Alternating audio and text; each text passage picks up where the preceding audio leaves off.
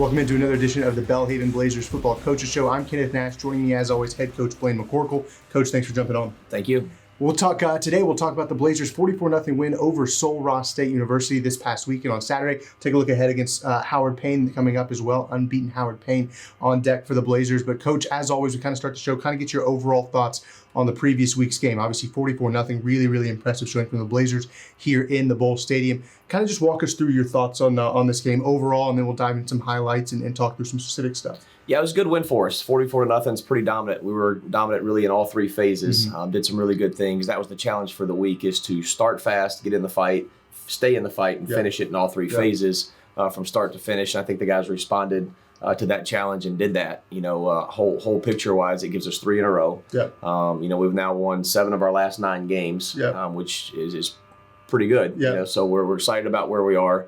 Still got a lot to do, but the thing that's exciting about this game is it was pretty much done by halftime. So we gave our ones one good drive in the third quarter, and we're able to play a lot of guys, eat up some clock, keep everybody healthy, and get some guys experience. And anytime you can do that, those are program builders, and we're excited about that. Absolutely. It was a really impressive showing, and you could see the start fast. Obviously, Sul Ross kind of moved the ball pretty well on their first drive, and then it came to an end with a blocked field goal, and then that kind of set the tone for the rest of the game. Was that kind of your interpretation? Felt like Sul Ross moved the ball, I think, a little bit better on that first drive than even I was kind of expecting immediately. But, you know, resiliency at the end of the drive, come away with no points, and then really from then on, felt like it was pretty locked in. Yeah, they had a couple good plays there to start. That number 6, the wide receiver, Lovano, I believe is how you say his name's a really good player. They got him the ball there early. Good for them, and he was able to make a couple plays, but then the defense settled in, and it was pretty much game over from then. The guys woke up and played a little bit. Obviously, they hit those first 2 plays early. You get nervous with a noon kickoff. Are these guys awake or not? But they definitely were, and once we settled in, we were good to go. And I'm interested to just kind of get your thoughts as a coach, because we hear a lot about these first drive or 2 in a game are very heavily scripted, right? You kind of have an idea. We get the ball this area. This is what we're going to do. These are the plays that we're going to kind of run and try to set up. Is that kind of the impression you get when you're taking on opposing coaches? That first drive against them is pretty heavily scripted. It is, yeah. It's kind of team to team, knowing their style, knowing what they want to do. But a lot of times, you know, a team will show up with a different formation, a different motion, set up something off something that they know you've seen on film, things like that. And I think that's probably something that they had in mind as they started the game there too. And to their credit, they got a couple plays. But yeah, that's a very real thing, and we try to do it too. And then obviously we talked about the Blazers felt like they were pretty locked in from that point on. It was an impressive showing all the way around. And this is one of those games we talked about the balance of the balance on offense, passing, running is not just 50-50 every game, right? This was an opportunity to kind of lean on the running game. 47 rush attempts compared to just 16 passing attempts, but ran for over 330 yards in this contest. That a little bit more of that balance that we talked about, you going from passing to running, not necessarily in a game, but week to week. Yeah, it is, and obviously we could have thrown the ball a lot more, especially in the second half. We chose not to. You know, we were up, 44-0 in the third quarter. Why do I want to go out there and pad my passing stats? I could care less about that. I want to get guys experience, get them in the games, and give them a chance to grow and get better. And that's one thing that I talked to our players about after the game is how much respect we have for our opponents and how much respect we have for the game. And we've been on the other side of that thing too many times to go out there and throw 70, 80 points on somebody. There's no value in that. It's not good for the game. It's not good for the opponent. And it takes away kids' opportunities to get in there and play. So I like the fact that we didn't have to throw the ball in the second half and got a bunch of guys to play. So good for us. And then kind of looking at the defense, this is a really impressive showing by the defense coordinator Matt Connor. He got the ice dumped on him, Gatorade dumped on him at the end of the game. This was he pitched a shutout. First time that the Blazers have shut out an opponent since they played Sul Ross back in 2018. So the defense really stepped up, and they were after it from the get-go. Like we said, that first drive moved the ball a little bit. After that point, I mean, it was hard to come by an inch, much less a few yards for this Sul Ross offense. Yeah, if you take away the first drive, they probably had 70 yards offense the whole game. Other than those first 2 plays, really. It wasn't even the first drive, it was first 2 plays. Then I think we had a couple sacks back-to-back right off the bat. So the defense was outstanding, and I was really proud of the way they responded from the TLU game. We had to win a hard-fought game at TLU the last time we were on the field 2 weeks ago before the open date, where we gave up 35 points and just had to outscore them to win. So the defense, I think they took it personal and they responded to the challenge. So really proud of Coach Connor and his staff putting together a good plan, and then the guys buying in and executing. And then you talked about getting to get some younger guys some experience. We saw Tim Johnson get a lot of reps at quarterback. We saw a lot of rotation at offensive line. We'll talk about the offensive line a little bit as well. Saw some rotation there, saw some rotation on defense. Getting these guys experience and then seeing them perform, right? Because sometimes you sub in some of these young guys that are just trying, and they're trying to tread water almost and keep up. And not only they go out there, but the defensive side of things, you made some changes. They still kept Sul Ross off the scoreboard for almost an entire half. The offensive side of things, they moved the ball up and down the field. Maybe didn't come over with the points, but we saw them make plays. We saw Tim Johnson make some nice plays. We saw Raz Pace obviously had a really nice highlight reel play.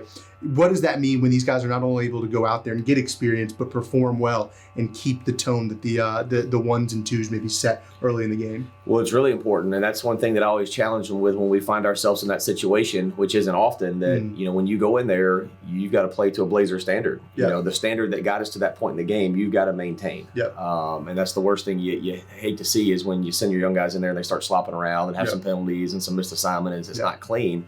To our young guys' credit, it was pretty clean. We had a couple nice runs by some young guys who don't get many carries. Tim did a great job running the operation. And some young guys on defense getting there, make a couple tackles. So I was proud of the way they responded to that. One thing that we've tried to do all year on Sunday nights, one of the downfalls to Division III football is there's no red shirt and you play less games. Yeah. So in theory, the kids at this level have less opportunity to actually compete than at any other level of college athletics. And I don't think that's a good thing. I think that's one of the negatives to this level.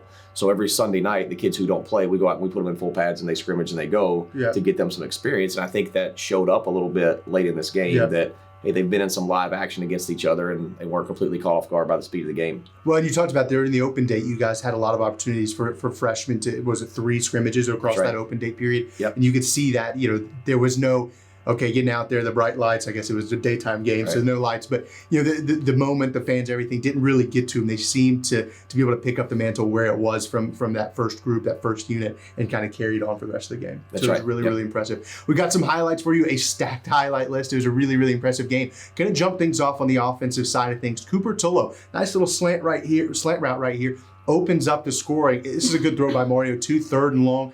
Needed to come away with points on this drive. Yeah, good shot to Cooper here from Mario. What's neat about this play, it's Friday night in our film session. We watched this play from practice, watched Cooper make it a couple times, and I kind of challenged Cooper. I was like, hey, you're going to score a touchdown tomorrow on this play. I said, you dream about it all night. And then, that morning before the game, he told me, he's like, Coach, I saw it all night. It's going to happen. Yeah. And I was kind of kidding with him, well, how are you going to celebrate when you do? And, the kids were kind of getting some ideas, whatever. He's like, I'm just going to bring you the ball, Coach. Yeah. So he did. He bypassed every referee, came to the sideline and handed me the ball. And it was neat to see your preparation kind of come to fruition and a young kid, freshman from Hoover, Alabama, go in there and get his first career touchdown. And I don't think there was anybody on our sideline not excited for that kid to make a play. He's a lot of fun to be around. That's really cool because I saw the celebration. I saw him pointing to the ball as he was running off the field. So that was really cool to get that backstory.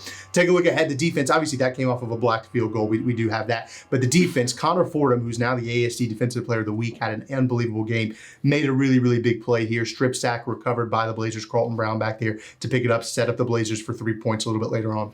Yeah, good job by Connor here, finding the hole in the offensive line there and just hitting the gas and going. Yeah. We did have a few more pressures scripted for last week's game than we have in the past. We thought we could get home on some, and then we did. And Connor had a phenomenal game. He was half a sack away from breaking the school record. Yep. We wish he could have gotten that done, but Conference Player of the Week, as you mentioned, and just played a great game. Yeah, Fordham finished with 3 sacks, 3.5 tackles for loss. Really impressive game from him. You fast forward, that led to 3 points here on the board. Constantine Hansis, who's been really solid this year, 30-yard field goal, extends it, made it a 10-0 Blazers lead. Yeah, Constantine's off to a great start too. Same high school as Cooper Tullo, both from Hoover High School there in Alabama.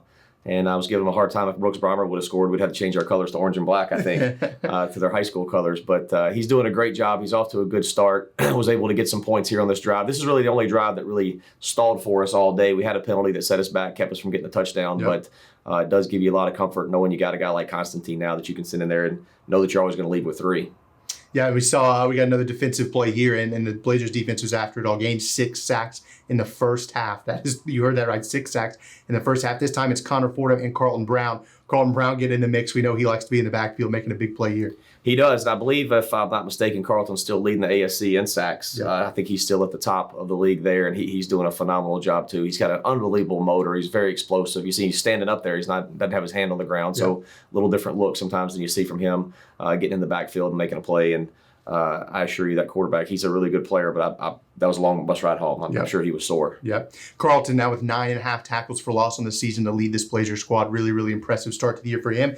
Colby Blunt, we switch back to the offense. Colby Blunt, 84-yard run. Didn't come away with points, but did set a school record longest rush from scrimmage by a Blazer in program history. Colby Blunt breaks off a big one here. Yeah, he did. This was a nice run. Great job by the guys up front, too. You'll see the whole right side of this defensive front just gets caved in. We've got a guard does a nice job on the kick out, and then Bogan leads up in there and just really takes it all the way to the backside backer, and then it's one move on the safety, and he's out the gate. Mm-hmm. So Colby is dynamic. We broke down during the open week all of our explosives and who's making them, and Colby has an explosive run every 3.3 times he touches the ball, and that is incredible. And this is what he's capable of doing. So really fun to see him get that long run, break the record there. Wish he could have finished it, got in the end zone. Give their backside corner, number one, James Parker. That was incredible, He's a really good player. He's as good a corner as there in our league, and he had a great effort there, and I want to give him credit for that too. So it would have been easy for him to give up on that one from the backside. Yeah, you talk about explosiveness. Colby Blunt averaging over 10 yards a carry this season. Big play here too. He gets the chance to finish off the drive. We got to see him get in the end zone here. First touchdown of the day for Colby. That's right. Yeah, it was good to see him finish it off. I thought we might get him to poke it in the very next play. I thought Brad would go in and relieve him there. Probably should have called something different. He was out of gas after that long run. So luckily for us, the quarter changed. We went to the other end. He could catch his breath and finish that drive off with a walk-in touchdown there. I always like to see him go in standing up. That's always nice. Yep. Clean into the end zone. Back to the defensive side of things, Carlton Brown. He's a menace. We talked about it. Back in the backfield, making it a long day. This is all first half, by the way. That's all right. First half highlights. Carlton Brown back in the backfield, picking up another sack here. Yeah. You could talk about Carlton, Connor, and Isaiah, and all those guys all day long. They do a great job. I wish we had the clip of Demetrius running back with the field goal on there. Wish we would have got that one on there. But another defensive lineman making a big play to really set the tempo of the game there. But great job by Carlton getting in the backfield, making a play. Then we switch back to offense. Mario Asagunla, we know how much of a problem he is with his legs, especially in these kind of short yarded situations, because you have to account for the running back, you have to account for the passing game. And then if you do, when you're accounting for that much, you don't really have somebody who can kind of sit on the QB, sneaks it in here for a nice score. Yeah, good job running the ball in here by Mario. I think this is one where he turns a flip. Not sure he completely got in there, but we're not gonna take it away from him. Counts a 6 either way. But one thing to highlight our defense too on this clip. This was a pretty short drive. I think that was only about a 3 or 4 play drive there by our offense. 5 times in the first half, our offense was able to start in plus territory. And that's incredible. Anytime you start there, you got a chance to score. Your chances go up the closer you get, obviously. And our defense did a great job. Our special teams, our punt return team did a great job setting our offense up for success, too, to really help some of that happen. Yeah, it certainly was a game where the Blazers were dominant in all 3 phases of the game. This is not the same clip. Mario, once again, second touchdown of the game for him, punches this one in from a few yards out as well. Yeah, basically the same play from the same spot on the field. So good job by Mario there. You always like seeing your quarterback run over a middle linebacker. That doesn't happen much. So, but not many quarterbacks are 6'6", 230 too. So excited to see him get in there again. Yeah, and now Brad Foley getting in on the rushing game, picks up a touchdown. Blazers had 5 rushing touchdowns in this game. We'll talk about that in just a second. But Brad Foley getting in on the action. Yeah, we've seen Mario score twice here. Seen Colby score. Now Brad gets one. Cooper had one there a minute ago. We had 13 offensive players touch the ball in the game, and 17 different players were targeted. And that's great. That's spreading it around pretty good, giving everybody a chance, and that makes it tough on the defense. Everybody sees our offense. They think, okay, you got Brad, Mario, and Colby. That's your 3 guys, but there were 10 other guys targeted during the game too, or 10 other guys touched the ball during the game, and 4 more after that targeted. So we were able to spread it around pretty good, maybe more than you realize when you watch our games. And then back to the defense, another turnover forced right here. Rock Scheck-Snyder, we talked about him last week. They got a little ribbing from his teammates. I don't think it was intended that way, but he got in the backfield, made a nice play. Veteran of this team. Yeah, we gave Rock a hard time all week because Connor on last week's program when he was on said that it would be the biggest shock if Rock were in the backfield. And I think everybody heard that the wrong way, and everybody kind of gave Rock a hard time. Really what Connor was doing was giving Rock a great compliment because Rock is as steady as anybody on our team. Every week in the defensive line, he grades out as high as anybody, but he may not have the stats because he's holding point, he's freeing other guys up to make plays, he's just steady in the boat. So if there was anybody you wanted to see make a play here this week, it was Rock, just to get back at Connor a little bit for that. But good for Rock making a play, knocking the ball loose and giving it back to the offense. Another one there where we get the ball back in pretty good field position. Yeah, he did a nice job just holding up the runner, getting after that ball, forced the turnover, set the Blazers up for another score. Colby Blunt picks up his 2nd rushing touchdown of the game right here. That's right. Again, set up by our defense with great field position. Took the ball down there. I don't think we threw a pass on this drive. I think we ran it all the way down there, and and finished it off with another nice run here by Colby on the counter. Yeah, runs the counter, runs over a guy, gets it into the end zone with a couple inches to spare right there. The running game was really, really impressive in this one. 330 yards rushing, over 7 yards per carry, 5 rushing touchdowns. And that led to some nice honors for the offensive line, who had a really, really stellar game. Listen to the guys broadcasting the game, the home broadcast. They talked about Belhaven was just running things at the line of scrimmage on both sides of the ball. But the offensive line got some recognition. D3Football.com Team of the Week. They're the offensive line in that Team of the Week. This is the second time offensive line's been named in that Team of the Week over the past, I guess, season and a half. You go back to the spring. So obviously a really, really big showing for him. Nice to get them some credibility too, because they've been really good all year.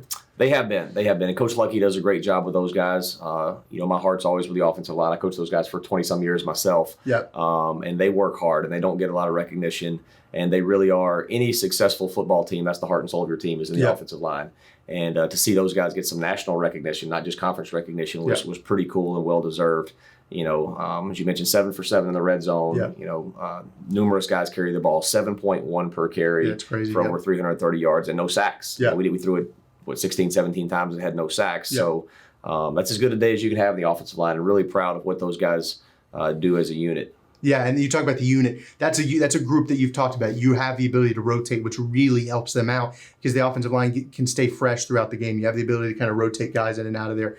Really, really impressive stuff. Yeah, it's neat that you can play more than just the 5. Connor Thompson is not a starter, but he plays as much as anybody. Mm-hmm. Cole Gaddy may not be listed as a starter, but he plays just as much as Charlie at center. Mm-hmm. There's times where we'll put 6 offensive linemen there at a time, and a lot of those guys are in there going, which is pretty cool. The thing that's the most exciting about it is every single one of them, except for Charlie, have 3 years or more to go. Yeah. So it's a really young group, and they are a physically imposing group. So it's going to be fun to watch those guys for a long time. Yeah, really young group, already 2 national recognitions under their belt for Teams of the Week performances. Let's take a look ahead now. We've talked kind of about the Sul Ross game, obviously really, really nice performance, but it resets. You're going into a big game against Howard Payne, heading to Brownwood, Texas, taking on an unbeaten Yellow Jackets team that picked up a nice win over Texas Lutheran this weekend to keep their undefeated season alive. And the Blazers are going in, and this kicks off a test. It's a test run for Belhaven. Howard Payne, you got UMHB, you got ETVU. You look at Howard Payne's schedule, they got Belhaven,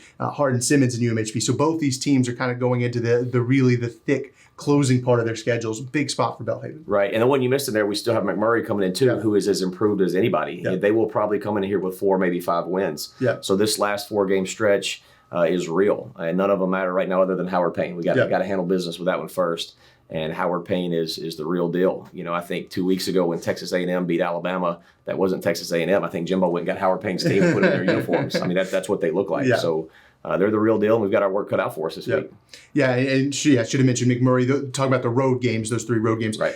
This Howard Payne team has been really, really good all year long. Probably opened some eyes early in the season, but they've kept up. They've been consistent all year long. This Howard Payne team, when you've kind of broken it down, I know you're going to get into the thick of film this week. But what are you seeing from them that's maybe a change from what we saw in the spring? Obviously, it was a new coaching staff started in the spring of last year. Belhaven beat Howard Payne on the road last season, but it looks like a different team. What are some of the changes you've noticed? Well, it doesn't really catch me off guard, to be honest with you. They're a team that has been on the rise for a long time. Ever since I've been here, I've watched Howard Payne's program steadily improve every year. Coach Bachtel, who's there now, does a fantastic job. He came from ETBU. Coach Harris, who was there before him, really helped set him up for success too. In 2019, they went 5-5, which was their best year in a long time.